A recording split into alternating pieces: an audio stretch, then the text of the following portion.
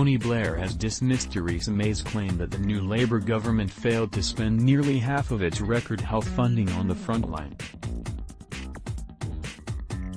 The former Prime Minister said he did not know what Mrs May meant by the attack and argued she did not understand the needs of the health service. It came as the government pledged an extra £20 billion of NHS funding over the next 4 years amid growing pressure to halt decline.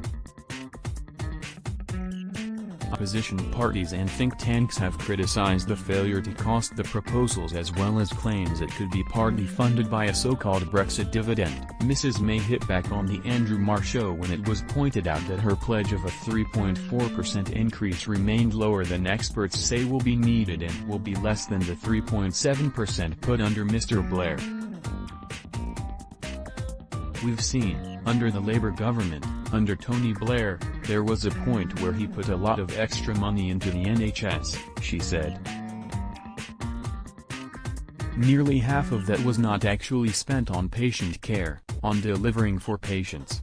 But the former Labour leader defended his track record and said the money poured into improving hospital facilities and staff conditions through national insurance contributions was absolutely necessary. He also accused ministers of mystery tax increases and a mythical Brexit dividend, while claiming the NHS had slid into decline on the Tories' watch.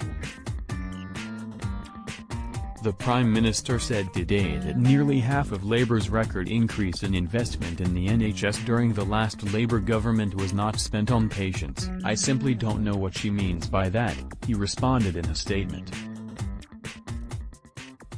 But if the implication is that, because significant investment went on increased numbers of staff, including nurses and doctors, better pay and a huge uplift in hospital building and NHS facilities, this is not money spent on patients, it shows how little this government understands the NHS and its challenges.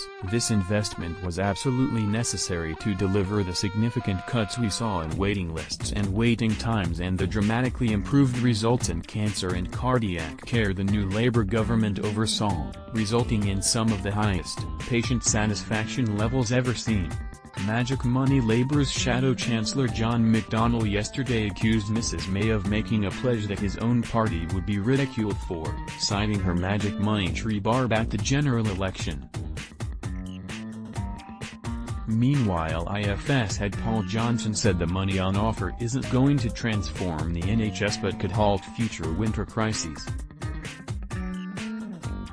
"As a pure arithmetic point of view over this period, there's no money," he told the BBC's Sunday Politics. "If you look further down the road, yes, we'll stop paying money to the European Union, but the economy has already shrunk as a result of the vote. The government has accepted that the public finances will be £15 billion or so worse off, not better off, so there really just isn't money there for a Brexit dividend."